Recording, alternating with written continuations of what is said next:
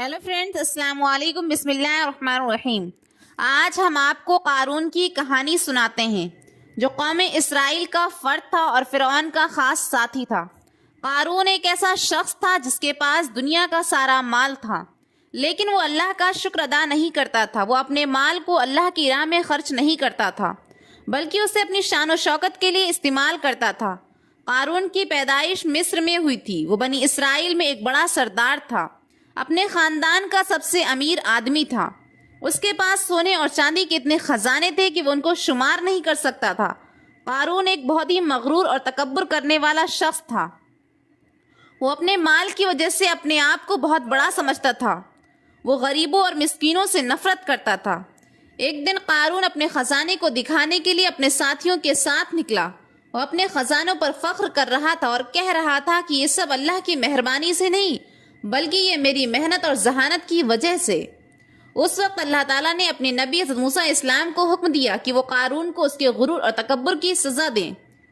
हज़रत मूसा इस्लाम ने कारून को अल्लाह की तरफ से आई हुई वही को पढ़कर सुनाई। उस वही में अल्लाह ताला ने कारून को कहा कि वो अपने माल को अल्लाह की राह में खर्च करे और अपने गुरूर और तकब्बुर को छोड़ दे। लेकिन कारून ने अल्लाह की वही को मानने से इनकार कर दिया और अपने गुरूर में धंसता हुआ रहा और अल्लाह की बात मानने वाला नहीं था। आखिरकार अल्लाह ताला ने कारून को निशाने इबरत बना डाला। हज़रत मूसा इस्लाम और उनके भाई की ज़िंदगी की दास्तान भी है, जो अल्लाह के ऐसे नबी थे जो अनगिनत आजमाइशों से गुजरे, साजिशों का शिकार हुए, ज़िद्दी कौम की राह पर होने की वजह से मुश्किलात से गुजरे, लेकिन साबित कदम रहे। हर कदम पर उनके भाई हारून अलैहिस्सलाम ने उनका साथ दिया। बड़े बड़े खतरात में अपने भाई के साथ खड़े रहे। इस किस्से से हम सीखेंगे कि अल्लाह ताला अपने मुकर्रब महबूब बंदों को किस तरह आजमाइश करता है और कैसे जालिमों की पकड़ फरमाता है। इस किस्से से हम सब्र की अहमियत और दुनिया की लालच को तर्क करना सीखेंगे। आपसे गुजारिश है कि वीडियो को आखिर तक ज़रूर देखिए। नाजरीन, कारून बनी इसराइल का फर्द था, लिहाजा उन्हीं की तरह सरकश और मगरूर, हद से बढ़ जाने वाला भी था। हम जानते हैं कि बनी इसराइल पर अल्लाह ताला ने क्या क्या मेहरबानियाँ की, लेकिन हर बार उन्होंने नेमतों की नाकदरी ही की और अल्लाह के अहकामात का मजाक उड़ाया, और अल्लाह ने उन्हें तवील मोहलत दी। उन्होंने बार बार अपने पैगंबर मबूस फरमाए और उन पर कई बार अजाब भेजने के बाद भी उनको माफ़ फरमाया, क्योंकि पैगंबर उनके हक में दुआ करते रहते थे। हज़रत मूसा इस्लाम को भी अल्लाह ताला ने बनी इसराइल की हिदायत व भलाई के लिए भेजा था, लेकिन बनी इसराइलियों ने बहुत सताया, उनको सख्त आजमाइशों में मुब्तला किया। आइए आपको बताते हैं कि मूसा इस्लाम किन किन इम्तिहानात से गुजरे और कारून के साथ क्या हुआ। मूसा इस्लाम का नाम और नसब मुबारक यूं है: मूसा बिन अम्र बिन मूसा बिन इमरान बिन फाहिमी बिन आसर बिन याकूब बिन इसहाक बिन इब्राहिम। हज़रत मूसा अलैहिस्सलाम की पैदाइश मिस्र में हुई। हज़रत हारून अलैहिस्सलाम आपके हकीकी बड़े भाई थे। मूसा इस्लाम की दुआ की बदौलत अल्लाह ताला ने उन्हें भी नबूवत अता फरमाई और मूसा इस्लाम का मददगार बनाया। और अल्लाह तबारक व तआला ने मूसा इस्लाम की हयात तय्यबा के वाक़यात कुरान करीम की मुख्तलिफ सूरतों में बयान फरमाए हैं, कहीं तफसील से और कहीं इख्तिसार से, जबकि आपका इस मुबारक कुरान में 128 बार आया है। हज़रत इब्ने अब्बास रज़ियल्लाहु अन्हु, हज़रत इब्ने मसूद रज़ियल्लाहु अन्हु से मरवी है कि फ़िरऔन ने ख्वाब में देखा कि गोया एक आग बैतुल मुक़द्दस की तरफ से चली आ रही है, और उसने मिस्र के घरों और तमाम क़िब्तियों यानी बनी इसराइल के मुखालिफ फ़िरऔनियों के गिरोहों को जला डाला, लेकिन बनी इसराइल को आँच तक न आई। फ़िरऔन ने बेदार होने के बाद अपने मुल्क के तमाम काहिनों, नजूमियों, जादूगरों और दीगर माहिरीन को जमा किया और सबसे इस ख्वाब की ताबीर मालूम की, जिस पर उन्होंने जवाब दिया कि बनी इसराइल में एक बच्चा पैदा होगा और उसके हाथ में अहले मिस्र की हलाकत होगी। इब्ने कसीर रहमतुल्लाह अलैह नेज़ बनी इसराइल के यहाँ भी शुरू ही से ये बात मशहूर थी कि उन्हीं में से एक बच्चा पैदा होगा जो बड़ा होकर फ़िरऔन का तख्ता उल्टेगा और बनी इसराइल के पास मिस्र की बागडोर आएगी। ये खबर फ़िरऔन मिस्र को भी इसके दरबारियों ने पहुँचा दी थी, लिहाजा उस ख्वाब के बाद वो और ज़्यादा फिक्रमंद हो गया। उसने हुक्म जारी कर दिया कि बनी इसराइल में पैदा होने वाले तमाम लड़कों को कत्ल कर दिया जाए। उस हुक्म के बाद फ़िरऔन के हवारियों सिपा ने हर मुमकिन कदम उठाया कि कोई भी नौमौलूद बच्चा जिंदा न बचने पाए, लेकिन अल्लाह के फैसले अटल होते हैं। देखते ही देखते बनी इसराइल के हज़ारों नौमौलूद बच्चे ज़िबह कर दिए गए। फिर एक ये वक्त आया कि जब कुतुबी सरदारों ने फ़िरऔन से कहा कि अगर बनी इसराइल के लड़कों का इसी तरह कत्ले आम होता रहा तो हमें आइंदा खिदमतगार मिलना मुश्किल हो जाएंगे, اور پھر ہمارے یہ کمتر اور گھٹیا اور غلیظ کام کون کرے گا؟ اس پر فرعون نے حکم جاری کیا کہ 1 سال چھوڑ کر بچے قتل کیے جائیں۔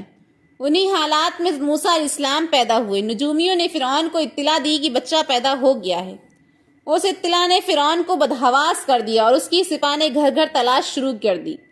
حضرت موسیٰ علیہ السلام کے بھائی حضرت ہارون علیہ السلام صلح امان میں پیدا ہوئے تھے، جبکہ حضرت موسیٰ علیہ السلام قتل والے سال میں پیدا ہوئے تھے، مگر اللہ نے ان کی حفاظت کا سامان اس طرح فرمایا کہ ان کی والدہ پر معمول کے مطابق حمل کے آثار ظاہر نہ ہو، جس سے فرعون کی چھوڑی ہوئی دائیوں کی نگاہ میں نہ آئے۔ یوں ولادت کا مرحلہ تو شانتی سے گزر گیا اور حکومت کے علم میں نہ آ سکا، لیکن ولادت کے بعد بھی قتل کا اندیشہ موجود تھا۔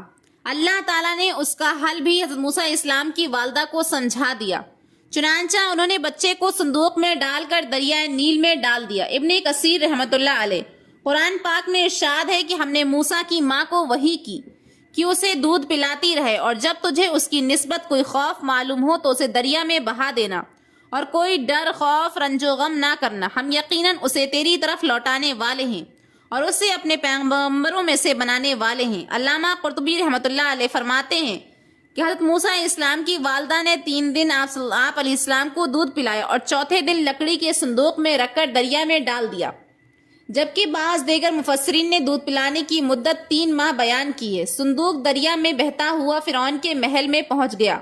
فرعون کے نوکروں نے صندوق اٹھایا اور فرعون کی بیوی آسیہ کی خدمت میں پیش کر دیا۔ آسیہ بے اولاد تھی، تو انہوں نے جب صندوق میں ایک حسین و جمیل چاند جیسے بچے کو لیٹا دیکھا تو فریفتہ ہو گئیں۔ بے اختیار بچے کو گود میں اٹھایا اور جلدی سے فرعون کے پاس لے گئیں اور بولی، یہ میری اور تمہاری دونوں کی آنکھوں کی ٹھنڈک ہے، اسے قتل نہ کرنا، شاید یہ ہمیں فائدہ پہنچائے۔ کیا ہم اسے اپنا بیٹا بنا لیں؟ سورہ قصص آیت 9 اہلیہ کی خواہش کے پیش نظر بادل نخواستہ اس کی اجازت دے دی۔ ادھر حضرت موسیٰ علیہ السلام کی والدہ نے انہیں دریا کے سپرد کر دیا، لیکن وہ بے قرار تھی، چنانچہ انہوں نے حضرت موسیٰ علیہ السلام کی بہن مریم بنت عمران کو بھائی کی خیرگیری کے لیے بھیجا۔ مریم دور سے دریا کے کنارے کنارے چلتی ہوئی فرعون کے محل تک پہنچ گئیں، جہاں فرعون کی بیوی دیگر عورتوں کے ساتھ کافی دیر سے ایک معصوم بچے کو دودھ پلانے کی کوشش میں مصروف تھی، لیکن کوئی آیا نہیں، دودھ پلانے اور چپ کرانے میں کامیاب نہیں ہو رہی تھی۔ قرآن پاک میں ارشاد ہے، اور ہم نے پہلے ہی اس پر دائیوں کے دودھ حرام کر دیے تھے۔ سورہ قصص آیت نمبر 13۔ جو وقت گزرتا جا رہا تھا، اس بچے کی بےتابی دیکھ کر آسیہ کی بے چینی بڑھتی جا رہی تھی۔ حضرت موسیٰ علیہ السلام کی بہن مریم دروازے پر کھڑی یہ سب منظر دیکھ رہی تھی، بلا آخر بول پڑی، کیا میں تمہیں ایسا گھر نہ بتا دوں جو تمہارے اس بچے کو دودھ پلائے اور خیر خواہی اور پرورش کرے؟ فرعون کی بیوی کی خواہش پر مریم جلدی سے جا کر اپنی والدہ کو محل میں لے آئی۔ حضرت موسیٰ علیہ السلام کو فوری طور پر اپنی والدہ کی چھاتی سے لگ دودھ پی لیا۔ یوں اللہ تعالیٰ نے آپ علیہ السلام کی والدہ سے کیا ہوا وعدہ پورا کر دکھایا۔ ارشاد باری تعالیٰ ہے، ہم نے ان کو ان کی ماں کے پاس پہنچا دیا تاکہ ان کی آنکھیں ٹھنڈی ہوں اور غم نہ کھائیں، اور جان لے کہ اللہ کا وعدہ سچا ہے، لیکن اکثر لوگ نہیں جانتے۔ آسیہ نے حضرت موسیٰ علیہ السلام کی والدہ سے استدعا کی کہ وہ محل میں ہی رہنے لگے اور اس بچے کی پرورش کرے، لیکن موسیٰ علیہ السلام کی والدہ نے انکار کر دیا کہ میرے شوہر اور میرے بچے پریشان ہوں گے۔ اس پر آسیہ بچہ انہیں دینے پر مجبور ہو گئی۔ پھر اس نے بچے کے لیے وظیفہ بھی مقرر کر دیا۔ یوں اللہ کی شان دیکھیے کہ جس بچے کے خوف سے فرعون نے ہزاروں بچے ذبح کروا دیے، وہ بچہ فرعون ہی کی زیر نگرانی اور سرکاری تحفظ میں پروان چڑھنے لگا۔ حضرت موسیٰ علیہ السلام رضاعت کی عمر تک اپنی والدہ کے پاس پرورش پاتے رہے، اور پھر جب آپ کا دودھ چھڑوا دیا گیا تو والدہ نے آپ کو دوبارہ فرعون کی بیوی کے حوالے کر دیا۔ ایک روز کا ذکر ہے کہ آسیہ فرعون اپنے محل میں اپنے بیٹے کے ساتھ بیٹھی ہوئی تھی۔ آسیہ نے موسیٰ علیہ السلام کو اٹھا کر فرعون کی گود میں بٹھا دیا۔ حضرت موسیٰ علیہ السلام نے فرعون کی گود میں بیٹھتے ہی اس کی داڑھی پکڑ لی اور پھر اس کے منہ پر تماچا رسید کر دیا۔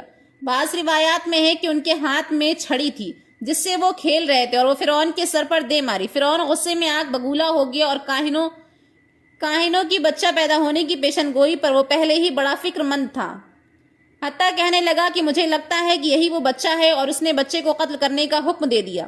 آسیہ دیکھ کر سخت پریشان ہو گئی اور بولی، یہ معصوم بچہ ہے، اسے کسی چیز کی عقل نہیں، اس نے ایسا نادانی میں کیا ہے۔ بادشاہ سخت غصے میں تھا اور اسے بچے سے خوف آنے لگا تھا، بولا میں اسے قتل کر کے رہوں گا۔ آسیہ نے کہا، اچھا آپ ذرا توقف کریں۔ اس کا امتحان لے لیتے ہیں، ابھی معلوم ہو جائے گا کہ یہ حرکت نادانی میں کی ہے یا جان بوجھ کر۔ یہ کہہ کر انہوں نے 2 تشت منگوائے، ایک میں دہکتے انگارے، دوسرے میں سرخ یاقوت۔ فرعون سے بولی دیکھیں اگر اس بچے میں عقل ہوئی تو یہ یاقوت اٹھائے گا ورنہ انگاروں کی طرف ہاتھ بڑھائے گا۔ دونوں تشت موسیٰ علیہ السلام کے سامنے رکھ دیے گئے اور آپ نے یاقوت کی جانب ہاتھ بڑھائے، لیکن حضرت جبریل علیہ السلام نے فوراً ان کے ہاتھوں کو انگاروں کی طرف بڑھا دیا۔ حضرت موسیٰ علیہ السلام نے انگارہ اپنے منہ میں رکھ لیا جس سے زبان جل گئی، جس کی وجہ سے آپ رونے لگے۔ فرعون نے جب یہ دیکھا تو خاموش ہو گیا اور اپنا فیصلہ بدل دیا۔ زبان کے جل جانے کی وجہ سے حضرت موسیٰ علیہ السلام کی زبان میں لکنت آ گئی تھی۔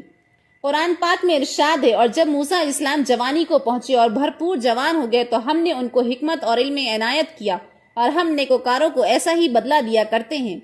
حضرت موسیٰ علیہ السلام شاہی محل میں آسیہ کی زیر نگرانی پرورش پاتے رہے، پرورش پاتے ہوئے جوان ہو گئے۔ آپ نہایت خوبصورت، طاقتور، سمجھدار اور دانا انسان تھے۔ مصر میں فرعون کے لبالغ بیٹے کے نام سے مشہور تھے، اسی وجہ سے ان کا رعب و دبدبہ بھی بہت تھا۔ حضرت موسیٰ علیہ السلام کو اس بات کا علم تھا کہ فرعون قطبی نہیں بلکہ بنی اسرائیلی ہے، لہٰذا جب فرعون اس کے حواریوں سپاہ کی جانب سے اسرائیلیوں پر ظلم ڈھائے جاتے تو آپ کو بے حد دکھ ہوتا، اکثر ظلم کے خلاف آوازیں بلند کرتے اور بے قصور اسرائیلیوں کی مدد بھی کرتے۔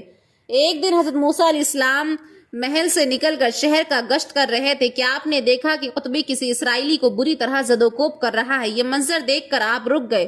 اسرائیلی نے جب آپ کو دیکھا تو مدد کے لیے پکار اٹھا۔ حضرت موسیٰ علیہ السلام دونوں کے قریب گئے اور قطبی کو روکنے کی کوشش کی، لیکن وہ ظلم سے باز نہ آیا۔ آپ کافی دیر تک اسرائیلی کو چھڑوانے کی کوشش کرتے رہے، لیکن کسی طور پر وہ اسے چھوڑنے کے لیے تیار نہ تھے۔ آخر آپ نے اسے صبر نہ ہو سکا اور مکہ رسید کر دیا، جس سے وہ مر گیا، حالانکہ آپ کی نیت اس کو مارنے کی نہ تھی۔ قطبی کے قتل کی خبر فرعون سمیت پورے مصر میں پھیل چکی تھی، لیکن کسی کو قاتل کا پتہ نہ تھا اور سپہ قاتل کی تلاش میں سرگردہ تھی۔ دوسرے دن حضرت موسیٰ علیہ السلام پھر گشت پر نکلے، خیال تھا کہ قطبی کے قتل کے رد عمل کا اندازہ ہو سکے۔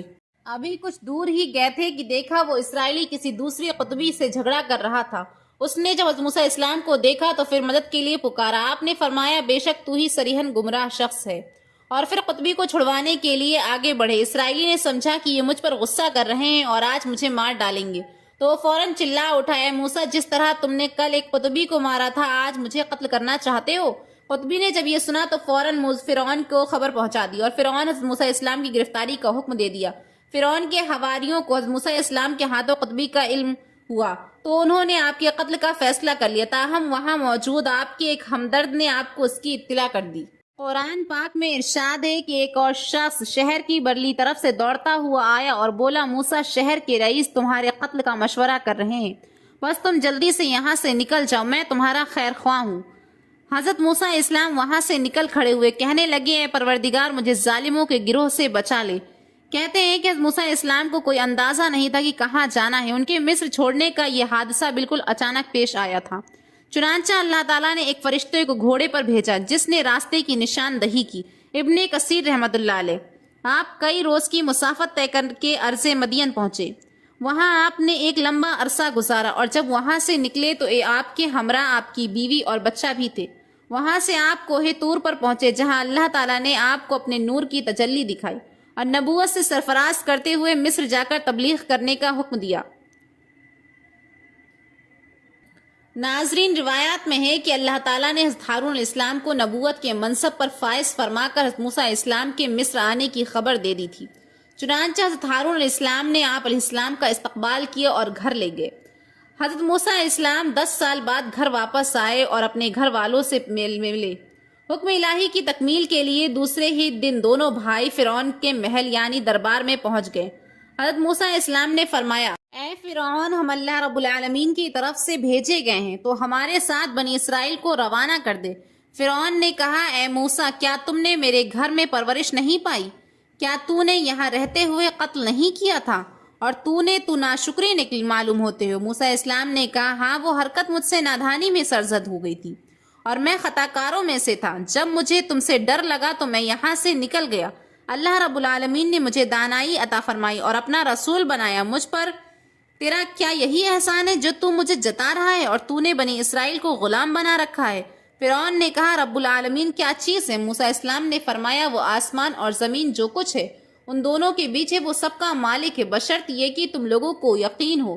فرعون نے اپنے حواریوں سے کہا، تم سن نہیں رہے، یعنی کہ کیا تم کو اس بات پر تعجب نہیں کہ میرے سوا بھی کوئی اور معبود ہے؟ حضرت موسیٰ علیہ السلام نے فرمایا، وہ تمہارے اور تمہارے باپ داداؤں کا پروردگار ہے۔ فرعون نے کہا کہ لوگوں کو تمہارا یہ رسول جو تمہاری طرف بھیجا گیا ہے، یہ تو یقیناً دیوانہ معلوم ہوتا ہے۔ موسیٰ علیہ السلام نے کہا، مشرق و مغرب اور جو کچھ ان دونوں میں ہے وہ سب کا مالک ہے، بشرط یہ کہ تم کو سمجھ ہو۔ فرعون نے کہا کہ اگر تم نے میرے سوا کسی اور کو معبود بنایا تو میں تمہیں قید کر دوں گا۔ پھر حضرت موسیٰ علیہ السلام نے کہا، میں آپ کے پاس روشن چیز یعنی معجزہ لاؤں؟ فرعون نے کہا، اگر سچے ہو تو لاؤ اور دکھاؤ۔ بس انہوں نے اپنی لاٹھی زمین پر ڈالی تو وہ اسی وقت اژدہا بن گئی، اور اپنا جب ہاتھ بغل سے نکالا تو وہ سفید چمکیلا نظر آنے لگا۔ یہ دیکھ کر فرعون اپنے پاس بیٹھے سرداروں سے کہنے لگا کہ بھائی، یہ تو کوئی بڑا جادوگر معلوم ہوتا، یہ تو چاہتا ہے کہ اپنے جادو کے زور سے تمہیں تمہارے ملک سے نکال دے، تو تمہاری کیا رائے ہے؟ ان سب نے کہا کہ آپ اسے اس کے بھائی کو مہلت دیجیے اور تمام شہروں میں ہر کارے روانہ کر دیجیے جو آپ کے پاس ماہر جادوگروں کو جمع کر کے لے آئے۔ اس طرح فرعون نے ایک بڑے میدان میں مقررہ دن کو جادوگروں کو اکٹھا کیا اور حضرت موسیٰ علیہ السلام سے مقابلہ کروایا، جس کے نتیجے میں جو جادوگر ہار گئے، حضرت موسیٰ علیہ السلام کو فتح ملی۔ اس کی وجہ سے وہ تمام جادوگر حضرت موسیٰ علیہ السلام پر ایمان لے آئے، جس سے فرعون کی دشمنی اور عداوت میں اضافہ ہو گیا۔ فرعون کا تکبر، غیظ و غضب اور ظلم و ستم اپنی انتہا کو پہنچ چکا تھا۔ وہ اور اس کے حواری موسیٰ کے خون کے پیاسے ہو گئے۔ ایسے میں اللہ تعالیٰ نے ان کو ہجرت کا حکم فرمایا۔ قرآن کریم میں ارشاد ہے کہ اور ہم نے موسیٰ کی طرف وحی بھیجی کہ تمہارے بندوں کو لے کر راتوں رات نکل جاؤ، پھر ان کے لیے دریا میں لاٹھی مار کر خشک راستہ بنا دو، پھر تم کو نہ فرعون کے آ پکڑنے کا خوف ہوگا اور نہ غرق ہونے کا۔ حضرت موسیٰ علیہ السلام شروع رات میں بنی اسرائیل کو لے کر مصر سے دریائے کلثم بحر احمر کی طرف نکلے۔ علامہ طبری رحمۃ اللہ بیان فرماتے ہیں کہ حضرت موسیٰ علیہ السلام کے ساتھ 6,30,000 سوار اور 20,000 پیادے تھے۔ اس کے علاوہ لڑکیاں، بچے، عورتیں۔ حضرت موسیٰ علیہ السلام 9 محرم کو ہفتے کے دن غروب آفتاب کے بعد مصر سے روانہ ہوئے۔ فرعون کو آپ کے نکلنے کی خبر صبح کو ہوئی۔ آپ نے فوری طور پر 7 لاکھ سے زائد سواروں کے ساتھ ان کا پیچھا کیا۔ جب بنی اسرائیل نے اپنے پیچھے فرعون کی فوجی سیلاب اور آگے بکھری ہوئی موجوں کو دیکھا تو گھبرا گئے۔ قرآن کریم میں ہے، تو موسیٰ علیہ السلام کے ساتھیوں نے کہا، ہم تو یقیناً پکڑ لیے گئے۔ موسیٰ علیہ السلام نے کہا، ہرگز نہیں، یقین مانو میرا رب میرے ساتھ ہے جو ضرور مجھے راہ دکھائے گا۔ ہم نے موسیٰ کی طرف وحی بھیجی کہ دریا میں اپنی لاٹھی مارو۔ انہوں نے دریا میں لاٹھی ماری تو اس نے 12 خشک راستے نکل آئے اور بنی اسرائیل کے 12 قبیلے ان میں سے گزر گئے۔ لشکر فرعون یہ خطرناک منظر دیکھ کر سہم گیا۔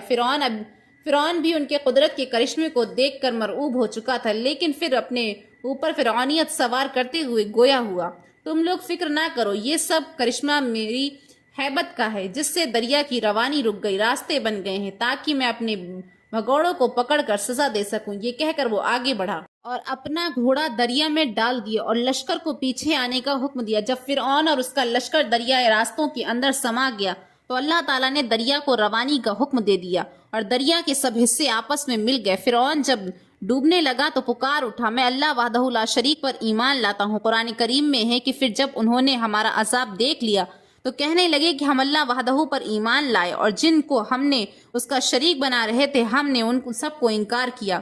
جب فرعون غرق ہو گیا تو اس کی موت کا بہت سے لوگوں کو یقین نہیں آتا تھا، تو اللہ تعالیٰ کے حکم سے پانی نے اس کی لاش کو باہر خشکی میں پھینک دیا، جس کا سب نے مشاہدہ کیا۔ قرآن کریم میں ارشاد باری تعالیٰ ہے، اور آج ہم تیری لاش کو پانی سے نکال لیں گے تاکہ تو ان کے لیے نشان عبرت ہو جو تیرے بعد ہیں، اور بہت سے لوگ ہماری نشانیوں سے بے خبر ہیں۔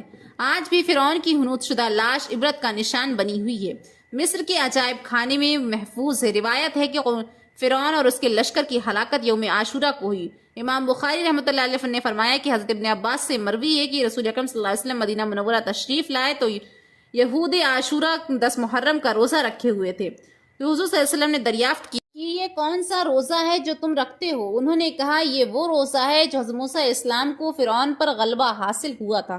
تو نبی کریم صلی اللہ علیہ وسلم نے اپنے اصحاب سے فرمایا، تم موسیٰ کے زیادہ حقدار ہو، لہٰذا تم بھی روزہ رکھو۔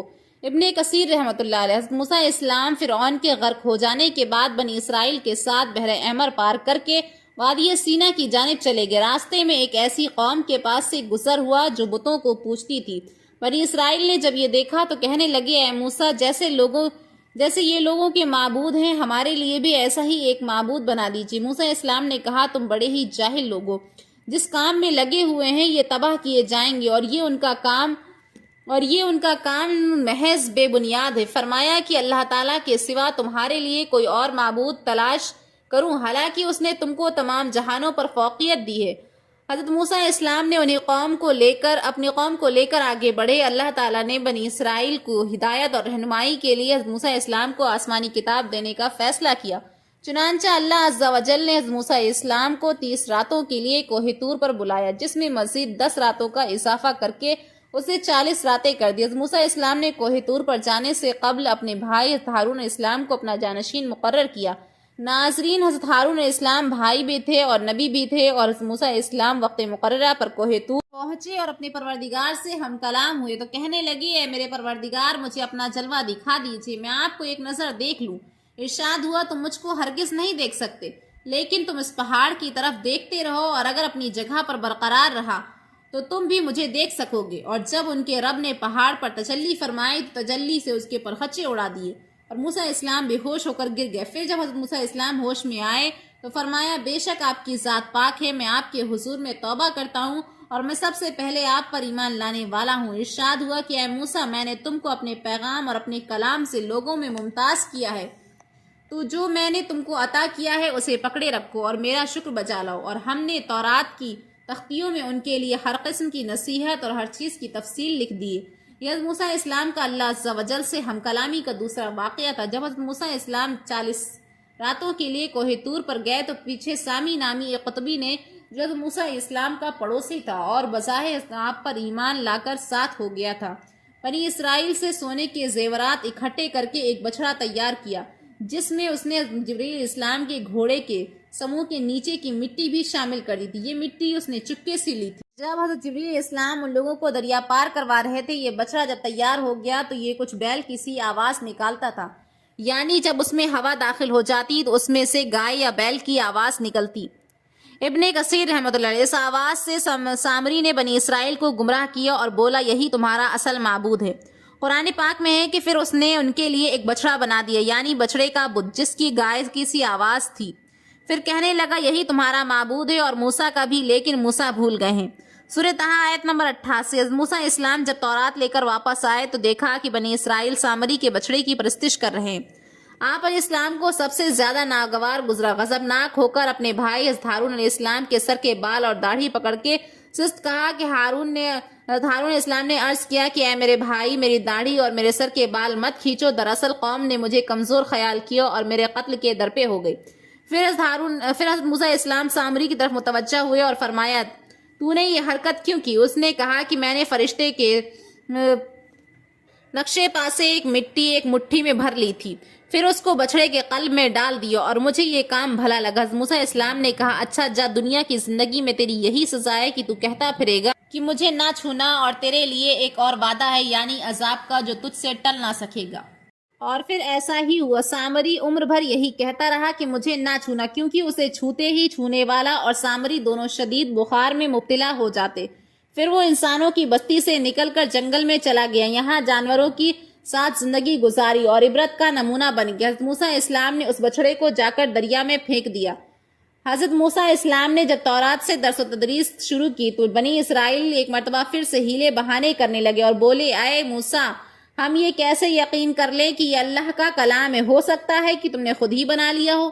اس صورتحال میں حضرت موسیٰ علیہ السلام نے ایک بار پھر اللہ سے رجوع کیا۔ اللہ تعالیٰ نے فرمایا اے موسیٰ اس قوم کے منتخب افراد کو لے کر کوہ طور پر آ جاؤ تاکہ ہم ان کو اپنا کلام سنائیں اور انہیں یقین آ جائے۔ جب حضرت موسیٰ علیہ السلام نے ان میں سے 70 کردہ افراد چنے اور ان کو کوہ طور پر لے گئے اور جب اپنے کانوں سے اللہ کا کلام سن لیا تو بولے جب تک ہم اللہ کو خود سے دیکھ نہ لیں کیسے یقین کر لیں۔ ان کی ہٹ دھرمی اور سرکشی پر کوہ طور لرز اٹھا اور شدید بجلی کڑکی، جس کی دہشت سے وہ سب ظاہر مردہ ہو کر گر گئے۔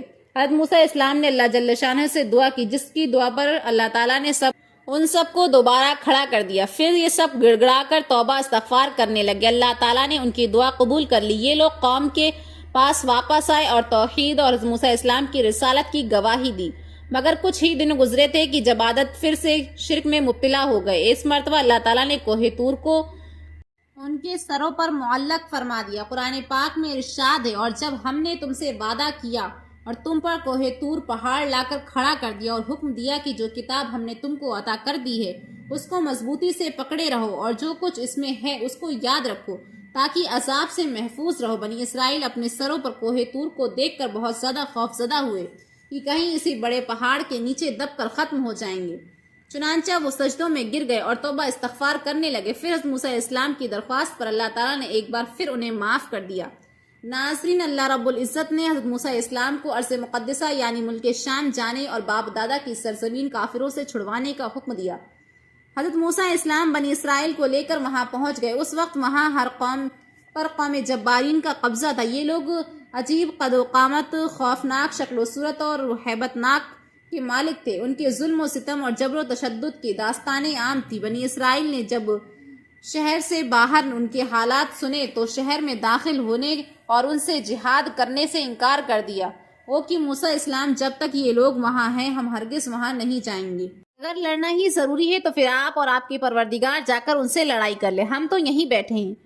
حضرت موسیٰ علیہ السلام اپنی قوم کی تمام تر نافرمانیوں اور بےہودگیوں کو اب تک صبر اور تحمل سے برداشت کرتے چلے آ رہے تھے اور ان کے لیے دعا گو رہتے تھے اور اللہ تعالیٰ سے انہیں معافی دلواتے رہتے تھے، لیکن ان کے اس جواب پر بے حد غمگین اور رنجیدہ ہو گئے۔ ان کے لیے بددعا فرماتے ہوئے انہیں فاسقین کے نام سے پکارا۔ اللہ جل شانہ نے اپنے رسول کی دعا قبول فرمائی اور انہیں مصر کے درمیان میدان طیہ میں قید کر دیا۔ وہ 40 سال تک اس میں بھٹکتے رہے۔ موسیٰ اسلام اور حضرت ہارون اسلام بھی ان کے ساتھ، جو ان کی غلطیوں اور نافرمانیوں پر اللہ سے معافی طلب کرتے رہے، جس کی برکت سے سزا کے دوران بھی اللہ تعالیٰ کی نعمت برستی رہی۔ انہوں نے کبھی حضرت موسیٰ اسلام سے دھوپ کی شکایت کی تو آپ علیہ السلام کی دعا سے ان کے سروں پر ابر کا سایہ کر دیا گیا۔ پھر بھوک کی شکایت کی تو حضرت موسیٰ اسلام کی دعا سے اللہ تعالیٰ نے من و سلوہ نازل کر دیا۔ من ایک قسم کے دانے ہیں جو زمین پر پھیلے ہوتے تھے۔ بنی اسرائیل انہیں پیس کر روٹی بنا لیتے تھے، جبکہ سلوہ ایک قسم کے پرندے تھے جو کہ دریا کی طرف سے آتے تھے۔ مدتوں یہ لوگ من و سلوہ کھاتے رہے، نہ ہی ان کے کپڑے میلے ہوتے تھے اور نہ ہی ان کے کپڑے پھٹتے تھے۔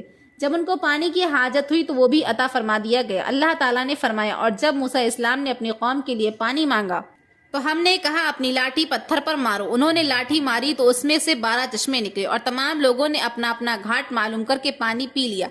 ہم نے حکم دیا کہ اللہ کی عطا کی ہوئی روزی کھاؤ اور پیو اور زمین پر فساد نہ کرتے پھرو۔ بنی اسرائیل حسب عادت نعمت خداوندی کی ناشکری کرتے ہوئے ادنا چیزوں کی فرمائش کرتے۔ قرآن پاک میں ارشاد ہے، اور جب تم نے کہا کہ اے موسیٰ ہم سب ایک قسم کے کھانے پر ہرگز صبر نہ ہو سکے گا، اس لیے اپنے رب سے دعا کیجئے کہ ہمیں زمین کی پیداوار، ساگ، ککڑی، گیہوں، پیاز دے۔ آپ علیہ السلام نے فرمایا، بہتر چیز کے بدلے ادنا چیز کیوں طلب کرتے ہو؟ وادی طیہ میں بنی اسرائیل کے ساتھ اللہ تعالیٰ کے 2 پیغمبر حضرت موسیٰ علیہ السلام، حضرت ہارون علیہ السلام اور 2 نیک بندے حضرت یوشع بن نون اور کالب بن یقنہ بھی تھے، اور اللہ تعالیٰ ان کے طفیل بنی اسرائیل کو 40 سالہ قید اور سزا کے دوران بھی اپنی نعمتوں اور انعامات سے نوازتا۔ ناظرین، حضرت ابن عباس اور دیگر تمام کئی بزرگ فرماتے ہیں کہ بنی اسرائیل میں ایک بہت ہی مالدار بوڑھا تھا جس کے بھتیجے اس کی موت کے متمنی تھے تاکہ وہ وارثین بن جائیں، اور قتل کر ڈالا اور اس کی لاش پھینک دی۔ لوگوں کو صبح پتہ چلا کہ قاتل کی تلاش شروع ہوئی، مگر کچھ علم نہ ہو سکا۔ لوگ حضرت موسیٰ اسلام کے پاس آئے۔ آپ علیہ السلام نے اللہ تعالیٰ سے دعا کی کہ اللہ تعالیٰ نے حکم فرمایا کہ ایک گائے ذبح کرے۔ قرآن کریم میں اس واقعے کو یوں بیان کیا گیا ہے، اور جب موسیٰ نے اپنی قوم کے لوگوں سے کہا کہ اللہ تم کو حکم دیتا ہے کہ ایک بیل ذبح کرو، تو وہ بولے کیا تم ہم سے مذاق کرتے ہو؟ موسیٰ اسلام نے کہا میں اللہ کی پناہ مانگتا ہوں کہ نادان بنو۔ انہوں نے کہا کہ اپنے پروردگار سے پوچھ کر بتاؤ کہ بیل کس طرح کا ہو۔ انہوں نے کہا پروردگار نے فرمایا کہ بیل بوڑھا نہ ہو اور بچہ بھی نہ ہو، بلکہ درمیان یعنی بعض جوان ہو، سو جیسا تم کو حکم دیا گیا ہے ویسا کرو۔ انہوں نے کہا اپنے پروردگار سے پوچھ کر بتائیے کہ اس کا رنگ کیسا ہو۔ موسیٰ اسلام نے کہا پروردگار نے فرمایا ہے کہ اس کا رنگ گہرا زرد ہو، دیکھنے والوں کے دل کو خوش کر دیتا ہو۔ انہوں نے کہا پروردگار سے پھر درخواست کیجئے کہ ہم کو پوچھ کے بتا دے کہ وہ کس طرح کا ہو، کیونکہ ہم کو بہت سے بیل ایک دوسرے کے مشابہ معلوم ہوتے ہیں۔ اللہ نے چاہا تو ہم کو ٹھیک بات معلوم ہو جائے گی۔ موسیٰ اسلام نے کہا اللہ تعالیٰ نے فرمایا کہ بیل کام میں لگا ہوا نہ ہو، زمین جوتتا نہ ہو، کھیتی کو پانی دیتا نہ ہو، اس میں کسی طرح کے داغ نہ ہو۔ غرض بڑی مشکل سے انہوں نے اس بیل کو ذبح کیا۔ قوم نے کہا اس بیل کا کوئی سا ٹکڑا مقتول کو مار دو اور وہ زندہ کرتا ہے اور اپنی قدرت کی نشانیاں دکھاتا ہے تاکہ تم سمجھو اللہ کے حکم کے مطابق۔ گائے کے گوشت کا ٹکڑا جب مقتول کے جسم سے ملایا گیا تو وہ زندہ ہو کر کھڑا ہو گیا، اس کی رگوں سے خون بہہ رہا تھا۔ پھر حضرت موسیٰ علیہ السلام نے اس سے سوال کیا کہ تجھے کس نے قتل کیا؟ اس نے جواب دیا مجھے فلاں بھتیجے نے قتل کیا۔ یہ کہہ کر وہ مر گیا اور جیسا تھا ویسا ہی ہو گیا۔ اللہ تبارک و تعالیٰ نے حضرت موسیٰ علیہ السلام اور خضر علیہ السلام کا قصہ قرآن کریم کی 18ویں سورت سورہ کہف کی آیت 60 سے 82 تک میں تفصیل سے بیان فرمایا ہے۔ اس واقعے کی تفصیل صحیح بخاری اور مسلم میں روایت ہے کہ ابن ابی کعب رحمۃ اللہ علیہ کی طرف سے آئی کہ رسول اللہ صلی اللہ علیہ وسلم نے فرمایا کہ ایک مرتبہ حضرت موسیٰ علیہ السلام اپنی قوم کو بنی اسرائیل میں خطبہ دینے کے لیے کھڑے ہوئے تو لوگوں نے آپ سے سوال کیا کہ ہم تمام انسانوں میں سب سے زیادہ علم والا کون ہے؟ حضرت موسیٰ علیہ السلام کے علم میں اپنے سے زیادہ کوئی عالم نہیں تھا، اس لیے انہوں نے فرمایا کہ میں سب سے زیادہ علم والا ہوں۔ اللہ تعالیٰ انبیاء کو خاص تربیت دیتے ہیں، اس لیے یہ بات پسند نہ آئی۔ ادب کا تقاضا یہ تھا کہ اللہ کے علم کے حوالے کر دیتے، کہہ دیتے کہ اللہ تعالیٰ ہی جانتے ہیں ساری مخلوق میں علم و عالم کون ہے۔ حضرت موسیٰ علیہ السلام کے اس جواب پر وحی آئی کہ ہمارا ایک بندہ مجمع البحرین میں ہے اور آپ سے زیادہ عالم ہے۔ موسیٰ علیہ السلام کو جب یہ معلوم ہوا تو اللہ تعالیٰ سے درخواست کی کہ جب وہ مجھ سے زیادہ عالم ہے تو مجھے ان سے استفادہ کے لیے سفر کرنا چاہیے، اس لیے عرض کیا کہ یا اللہ مجھے ان کا پتہ اور نشان بتایا جائے۔ اللہ تعالیٰ نے بتایا کہ ایک دن مچھلی اپنے زنبیل میں رکھ لو اور مجمع البحرین کی طرف سفر کرو، جس جگہ پہنچ کر وہ مچھلی گم ہو جائے بس وہی جگہ ہمارے بندے کی ملنے کی ہے۔ موسیٰ علیہ السلام نے حکم کے مطابق ایک مچھلی زنبیل میں رکھ لی اور چل دیے۔ ان کے ساتھ ان کے خادم یوشع بن نون بھی تھے۔ دوران سفر ایک پتھر کے پاس پہنچ کر اس پر سر رکھ کر لیٹ گئے۔ اچانک مچھلی حرکت میں آئی اور زنبیل سے نکل کر دریا میں چلی گئی۔ مچھلی کے زندہ ہو کر دریا میں جانے کے ساتھ دوسرا معجزہ یہ ہوا کہ جس راستے سے مچھلی دریا میں گئی تھی اس راستے اللہ تعالیٰ نے پانی کا ذریعہ روک دیا اور اس جگہ پانی کے اندر ایک سرنگ چلی ہوئی۔ یوشع بن نون اس عجیب واقعے کو دیکھ رہے تھے۔ موسیٰ علیہ السلام بیدار ہوئے تو یوشع بن نون اس مچھلی کا یہ عجیب واقعہ بتانا بھول جگہ سے روانہ ہو گئے۔ پورے ایک دن ایک رات کا مزید سفر کیا۔ جب دوسرے روز کی صبح ہوئی تو حضرت موسیٰ علیہ السلام نے اپنے رفیق سے کہا ہمارا ناشتہ لاؤ۔ اس پر یوشع بن نون کو مچھلی کا واقعہ یاد آیا اور اپنے بھول جانے کا عذر کیا کہ شیطان نے مجھے بھلا دیا تھا، اور پھر بتایا کہ وہ مچھلی تو زندہ ہو کر دریا میں ایک عجیب طریقے سے چلی گئی، جس پر موسیٰ علیہ السلام نے فرمایا وہی ہماری منزل مقصود تھی جہاں مچھلی زندہ ہو کر گم ہو گئی۔ چنانچہ اسی وقت واپس روانہ ہوئے اور ٹھیک اس راستے سے لوٹے جس راستے سے پہلے چلے تھے تاکہ وہ جگہ مل جائے۔ جب اس پتھر کے پاس پہنچے تو دیکھا کہ اس پتھر پر ایک شخص سر سے پاؤں تک چادر ڈالے لیٹا ہے۔ موسیٰ علیہ السلام نے سلام کیا تو حضرت خضر علیہ السلام نے کہا اس بیابان جنگل میں سلام کہاں سے آ گیا؟ جس پر موسیٰ علیہ السلام نے کہا میں موسیٰ۔ تو حضرت خضر علیہ السلام نے سوال کیا موسیٰ بن اسرائیل؟ آپ علیہ السلام نے جواب دیا ہاں موسیٰ بن اسرائیل، اس لیے آیا ہوں کہ مجھے وہ خاص علم سکھا دے جو اللہ نے آپ کو دیا ہے۔ خضر علیہ السلام نے کہا کہ آپ میرے ساتھ صبر نہ کر سکیں گے اے موسیٰ، میرے پاس ایک علم ہے جو اللہ نے مجھے دیا ہے، وہ آپ کے پاس نہیں ہے، اور ایک علم آپ علیہ السلام کو دیا ہے جو میں نہیں جانتا۔ موسیٰ علیہ السلام نے فرمایا انشاءاللہ آپ مجھے صبر کرنے والا پائیں گے اور میں کسی کام میں آپ کی مخالفت نہ کروں گا۔ حضرت خضر علیہ السلام نے فرمایا اگر آپ میرے ساتھ چلنے کے لیے تیار ہیں تو کسی معاملے کے متعلق مجھ سے کچھ نہ پوچھنا جب تک میں خود اس کی حقیقت نہ بتاؤں۔ یہ کہہ کر دونوں دریا کے کنارے کنارے چلنے لگے۔ اتفاقاً ایک کشتی آئی تو کشتی والوں سے سوار ہونے کی بات کی، جنہوں نے انہیں بغیر کسی کرائے کی کشتی میں سوار کر لیا۔ حضرت خضر علیہ السلام نے سوار ہوتے ہی ایک کلہاڑی کے ذریعے اس کشتی کا ایک تختہ نکال ڈالا۔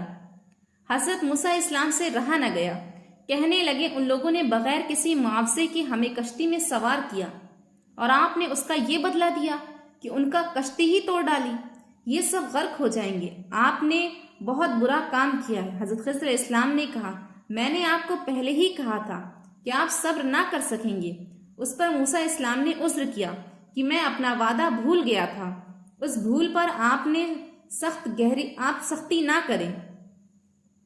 اسی اثنا میں ایک چڑیا آئی کشتی کے کنارے بیٹھ کر اس دریا سے چونچ بھر کر پانی لیا۔ خضر علیہ السلام نے موسیٰ علیہ السلام کو مخاطب کر کے کہا، میرا علم اور آپ کا علم دونوں کا مل کر اللہ کے علم کے مقابلے میں اتنی حیثیت بھی نہیں رکھتا جتنی اس چڑیا کی چونچ کے پانی کو ہے، اس سمندر کے ساتھ ہے۔ پھر کشتی سے اتر کر ساحل پر چلنے لگے۔ خضر علیہ السلام نے ایک لڑکے کو دیکھا جو دوسرے لڑکوں سے کھیل رہا تھا۔ انہوں نے اپنے ہاتھ سے اس لڑکے کا سر اس کے بدن سے الگ کر دیا اور لڑکا مر گیا۔ موسیٰ علیہ السلام نے کہا، آپ نے ایک معصوم جان کو بغیر کسی جرم کے قتل کر دیا، یہ تو بہت ہی بڑا گناہ ہے۔ خضر علیہ السلام نے کہا، میں نے پہلے نہیں کہا تھا کہ آپ میرے ساتھ صبر نہ کر سکیں گے؟ موسیٰ علیہ السلام نے دیکھا کہ یہ معاملہ پہلے سے زیادہ سخت ہے، اس لیے کہا کہ اگر میں نے اس کے بعد آپ سے کوئی بات پوچھی تو آپ مجھے اپنے ساتھ سے الگ کر دیجیے گا۔ اس کے بعد پھر چلنا شروع کر دیا، یہاں تک کہ گاؤں میں پہنچ گئے۔ انہوں نے گاؤں والوں سے درخواست کی، ہمیں اپنے یہاں مہمان رکھ لیجیے، مگر انہوں نے انکار کر دیا۔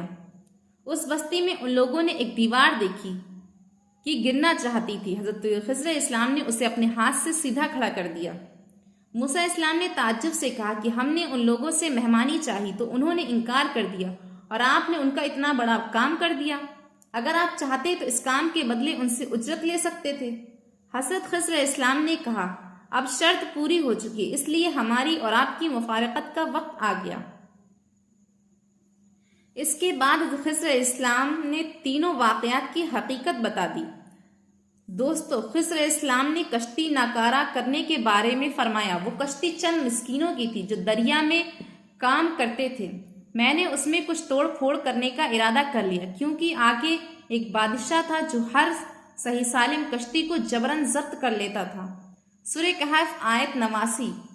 اسی طرح کشتی میں نقص پیدا ہو گیا اور وہ ضبط ہونے سے محفوظ رہی۔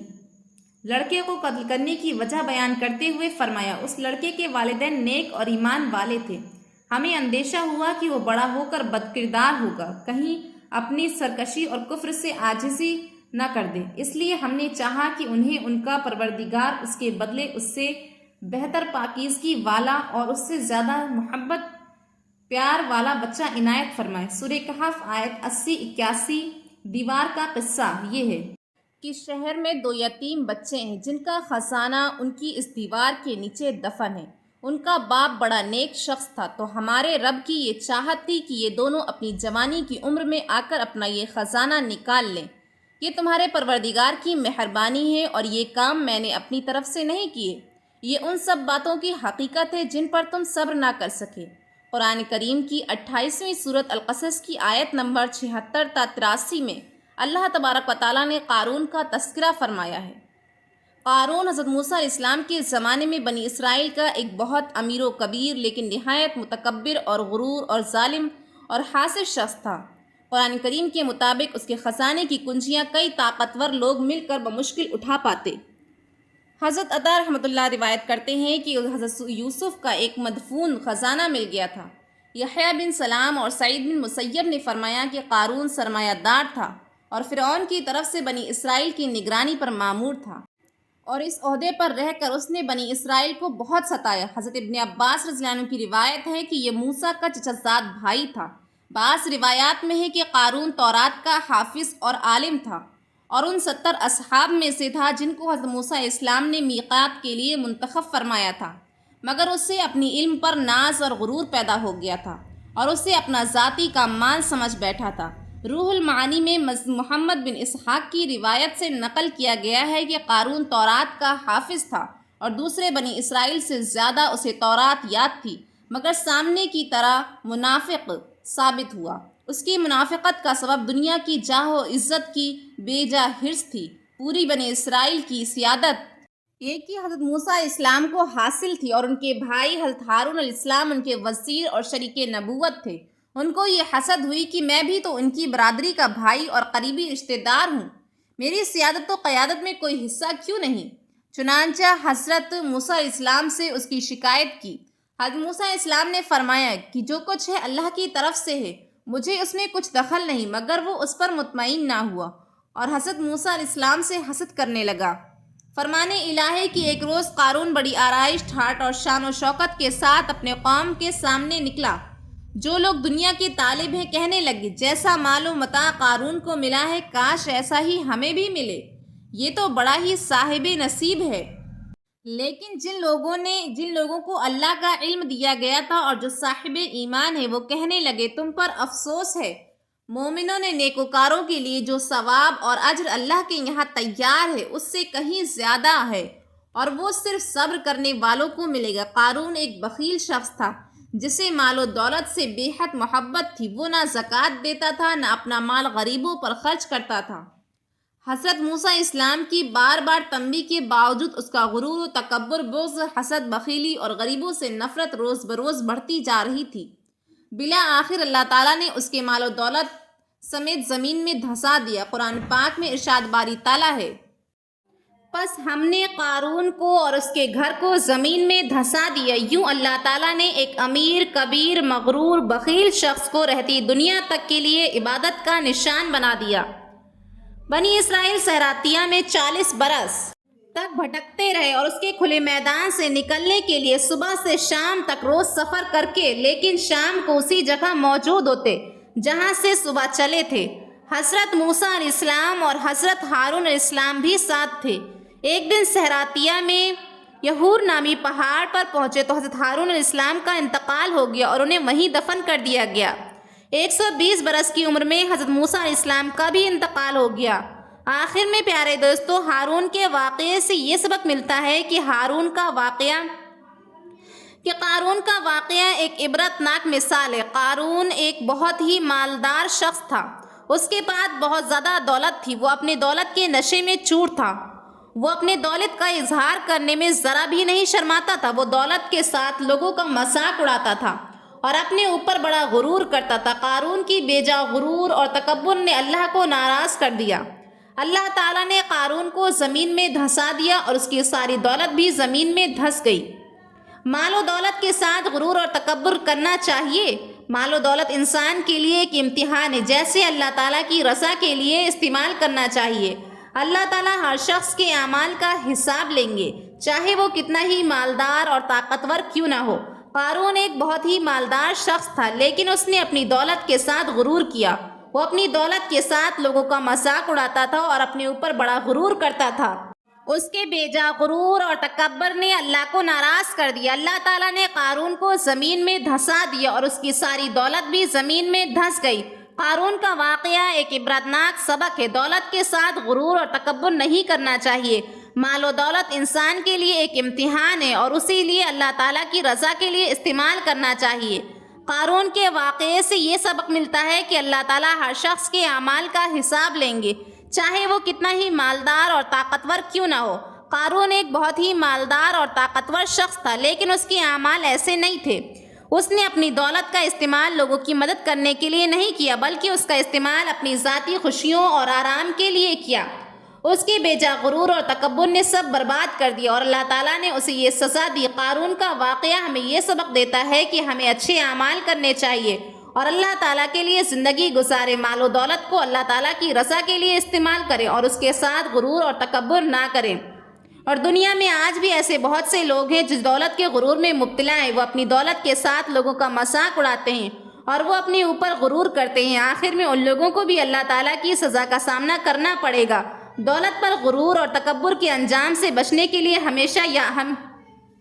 ہمیشہ ہمیں یاد رکھنا چاہیے کہ دولت ایک امتحان ہے۔ اللہ تعالیٰ نے ہمیں دولت دی ہے تاکہ ہم اسے اچھے کاموں میں استعمال کریں، اس کے ساتھ غرور اور تکبر نہ کریں۔ اللہ تعالیٰ ہر شخص کے اعمال کا حساب لیں گے۔ جو دولت اور غرور میں مبتلا ہو کر ظلم و ستم اور بدگمانی کرتے ہیں، ان کو آخرت میں اللہ تعالیٰ کے یہاں سخت سزا کا سامنا کرنا پڑے گا۔